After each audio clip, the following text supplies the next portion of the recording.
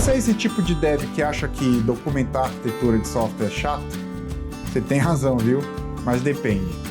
Você até gosta de documentar sua arquitetura, mas sente falta de uma linguagem mais padronizada, de uma solução um pouco mais formal, mais organizada de colocar os seus componentes no papel? Então desenhe a arquitetura aí no quadro branco da sua empresa, escrito bem grande, não apagar, que o vídeo já vai começar. Olá, devs!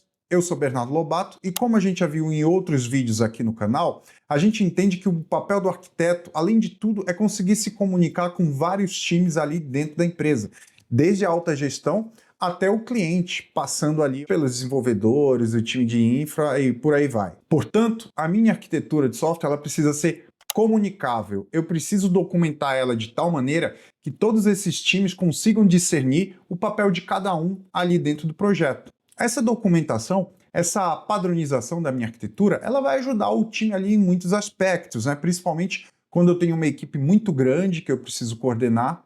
Quando é um projeto longo que vai precisar de uma manutenção ali a longo prazo e vai inclusive ajudar ali nas tomadas de decisões técnicas do decorrer do projeto. Então a gente vai começar o nosso vídeo falando sobre como documentar ou como diagramar o nosso software de uma maneira mais geral. E na sequência a gente vai falar sobre 3 importantes linguagens de padronização de arquitetura que a gente pode usar ali no começo e durante o desenvolvimento do nosso software. A OML, o C4 e o ArchiMate. Vamos começar falando um pouquinho sobre a importância de diagramar ali a minha arquitetura dentro do projeto. Mostrar ali a topologia e a diagramação da minha arquitetura tem sempre muita valia, afinal são esses diagramas que vão transitar ali nas equipes da minha empresa, desde a alta gestão, como já comentado, até o time de desenvolvimento. Dessa maneira, é extremamente importante para um arquiteto, ou para um aspirante arquiteto, ou para um dev mais sênior, exercitar e aprimorar suas técnicas de diagramação. Porém, antes da gente começar a se especializar ali numa linguagem um pouco mais padronizada, um pouco mais formal, eu queria ressaltar aqui que é muito importante a gente não descartar, não ignorar os artefatos ali de baixa fidelidade, o famoso rascunho. Esses rascunhos, esses documentos iniciais, eles, justamente por serem descartáveis, acabam ocupando uma importância grande ali no começo do desenho da minha arquitetura, pois não enfrenta nenhuma forma de apego ali do meu time com aquele material. E além disso, é uma maneira de eu conseguir estressar os meus componentes ou até inserir componentes novos ou modificar os componentes que eu já desenhei, sem de fato comprometer o que eu já tenha desenhado, o que eu já tenha proposto. Então, partindo desse modelo um pouco mais informal, desse rascunho, a gente já consegue pensar numa maneira de deixar o nosso diagrama um pouco mais elaborado. Então, eu listei aqui algumas diretrizes que a gente pode falar brevemente aqui, que podem enriquecer o nosso diagrama ali antes da gente entrar de fato na documentação oficial. Então, gente, é muito importante que o nosso diagrama como um todo não tenha nenhum tipo de ambiguidade, né? Como a gente já conversou, ele vai passar por várias equipes diferentes. É extremamente importante que cada uma dessas equipes saiba de fato o que eu estou trazendo ali naquele diagrama e o que eles precisam entender dentro do escopo dessa equipe. Então, a primeira parte que a gente precisa ter em todos os componentes do meu diagrama, que posso ter de alguma maneira uma ambiguidade ali dentro do meu contexto, são os títulos. Então, é importante que cada um dos meus componentes tenha seu título adequado e que esses títulos não permitam essa ambiguidade. Um segundo componente extremamente importante dentro do meu diagrama são as linhas. Essas linhas representam quaisquer tipos de relacionamentos entre 2 ou mais componentes dentro da minha documentação. Essas linhas precisam ser grossas o suficiente e se representarem de qualquer maneira um fluxo, né, um caminho de dados, o ideal é que elas sejam direcionadas, né, ou seja, que tenham flechas nas pontas que indiquem o caminho daquele fluxo. É, de certa maneira, uma convenção quando a gente está documentando um software ou lendo uma arquitetura já documentada, que linhas sólidas indiquem um fluxo de dados síncrono e linhas pontilhadas indiquem um fluxo de dados assíncrono, mas não é uma regra, é apenas uma convenção. Um terceiro componente extremamente importante dentro do meu diagrama são as formas. Essas formas, elas acabam representando ali os componentes, normalmente os entregáveis do meu sistema. Não existe, mesmo nas linguagens formais, uma padronização 100% fiel dessas formas, mas entende-se algumas convenções também. Por exemplo, um retângulo normalmente indica um entregável, uma API ou um front-end. Um cilindro na vertical normalmente indica ali um banco de dados. Um cilindro na horizontal indica comumente um broker de fila. E esse é, sem dúvida, o componente que a gente tem um pouco mais de liberdade para atuar ali dentro da nossa documentação. Um outro ponto importante, principalmente nas documentações mais modernas, é a gente utilizar cores e rótulos. No passado, era comum a arquitetura ser desenhada ali em escala de cinza, em preto e branco, justamente porque a gente não tinha os recursos de visualização que a gente tem hoje. E além das cores, é importante a gente sempre rotular cada um dos nossos elementos para que justamente, novamente, a gente não entre em nenhum tipo de ambiguidade dentro da nossa documentação. Então, o interessante é que, apesar de a gente não ter falado ainda de nenhuma padronização, de nenhuma linguagem mais formal para definição de arquitetura, com esses elementos simples, a gente já consegue esboçar como a nossa arquitetura vai funcionar e a gente já consegue conversar entre os times da equipe. E muitas empresas, muitas organizações, muitos times ainda trabalham dessa maneira e funciona muito bem. Porém, eu acho importante a gente conhecer as alternativas que a gente pode ter e, caso seja possível, adotar essa linguagem ou propor essa linguagem ou começar a utilizar essa linguagem até mesmo para aprimorar as skills ali de diagramação de arquitetura. Nesse vídeo aqui a gente vai falar brevemente de 3 linguagens que a gente pode usar para modelar a nossa arquitetura. A primeira delas é a UML. A UML, ou Unified Modeling Language, foi criada entre 94 e 95 pela Rational Software. Ela faz parte do processo RUP e foi criada para unificar várias linguagens de arquitetura que não eram padronizadas ali no início dos anos 90, final dos anos 80. Em 97, ela foi absorvida pelo Object Management Group e até hoje tem sido gerenciada por eles. E em 2005 também virou norma da ISO e da IEC. A UML ela conta com 14 diagramas ali, divididos em 2 grandes categorias, a categoria estrutural e a categoria comportamental.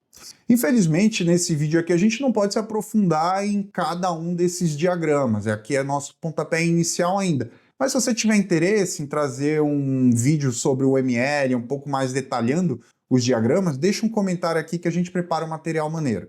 A UML, nos dias de hoje, ela tem caído um pouco em desuso, né, conforme eu tenho observado dentro dos projetos que eu participo, dentro dos projetos de colegas, mas alguns diagramas são bem importantes até hoje, como diagramas de classes, diagramas de sequência, diagramas de atividades. E ela ainda é bastante utilizada em projetos que usam uma abordagem mais tradicional de desenvolvimento, uma abordagem mais em cascata, ou em times que já atuam com um produto bem mais maduro, bem mais antigo ali dentro da comunidade.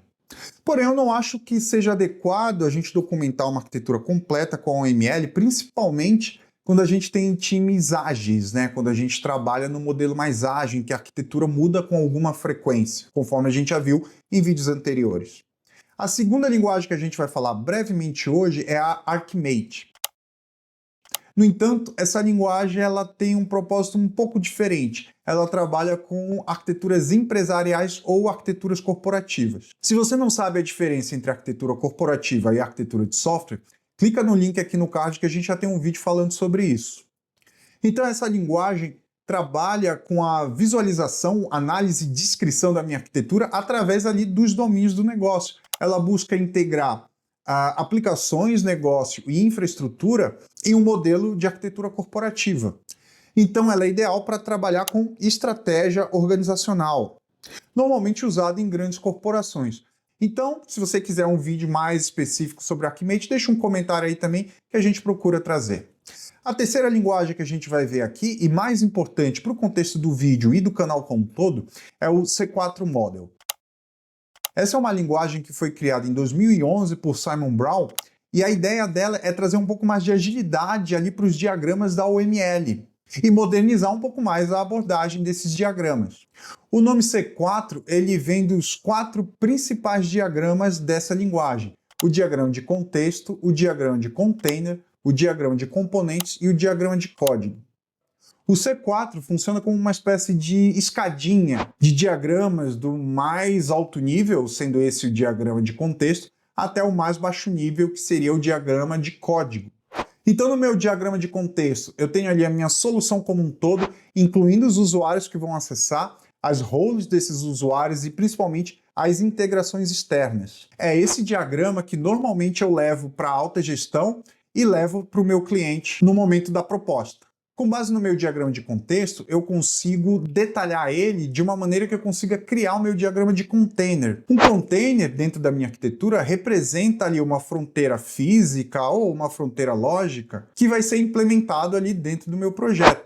Ou seja, cada container a gente pode entender como um entregável. Então, dentro do meu diagrama de container, eu vou ter a aplicação back-end que eu vou implementar, a aplicação front-end que eu vou implementar, o modelo de banco de dados que eu vou utilizar, já posso definir a tecnologia que os componentes do meu sistema vão interagir, se vai utilizar o REST, se vai utilizar a mensageria, se vai utilizar gRCP. E é com esse diagrama também que eu já posso começar a conversar com o meu time de desenvolvimento e com o meu time de infraestrutura, pois com ele a gente já tem um detalhamento muito maior do que vai ser desenvolvido. Da mesma maneira que a gente detalhou um diagrama de contexto e um diagrama de containers, eu posso pegar cada container aqui do meu diagrama e detalhar ele melhor no diagrama de componentes. Esse diagrama, ele detalha em mais baixo nível como que um container está sendo implementado, como ele vai ser formado. E o último diagrama principal dentro da arquitetura em C4 é o diagrama de código. Esse já é o diagrama mais baixo nível que a gente vai ter dentro da nossa documentação. É muito comum comparar esse diagrama de código com um diagrama de classes ali da OML, ou mesmo um diagrama de entidade, relacionamento. A gente utiliza inclusive ferramentas para gerar esse diagrama para a gente, tá? A gente não desenha ele do zero.